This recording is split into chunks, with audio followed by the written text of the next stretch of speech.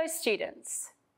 Welcome to the pronunciation video series for Tiếng Anh Moi Hai Global Success by Vietnam Education Publishing House. In the last video, we learned that grammatical words, including auxiliary verbs and modal verbs, are not usually stressed in connected speech. However, there are some cases where the rule is broken. And today's lesson will look at stressing auxiliary and modal verbs in spoken language. I'm pretty sure you still remember what you have learned about connected speech.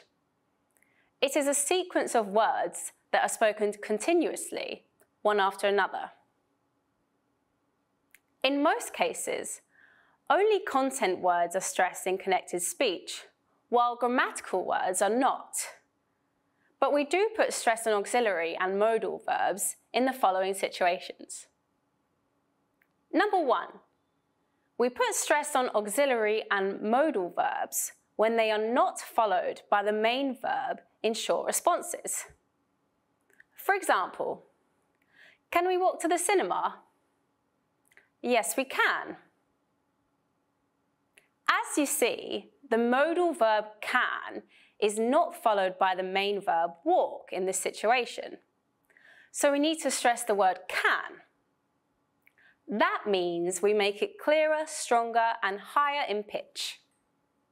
Another example. Are you ready for the interview? Yes, I am. Good. Please note that even in statements, if the auxiliary and modal verbs are not followed by the main verb, they also have stress. Number 2, auxiliary and modal verbs are stressed when they are contracted with not in negative sentences. For example, look at this sentence. Haven't is the contracted form of have not, so it will be stressed here. You haven't applied for the job yet. One more example. You won't even get paid for that. Can you hear I put the stress on won't? Good. Let's move on to the next situation. Auxiliary and modal verbs are stressed when they are used to emphasize disagreement with the previous statement. How does it work? Let me give you an example. Nam wasn't interested in that job. He was interested in that job. Let's try another one. My brother couldn't ride a bike 2 months ago, but he can now. Simple, right? I believe that you're becoming more confident in stressing auxiliary and modal verbs now. Let's master them by practicing the following sentences. Give them a try first, then listen to me and repeat.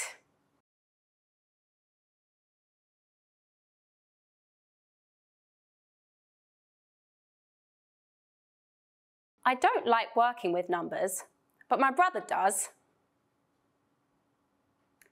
You haven't submitted your application letter for the job yet.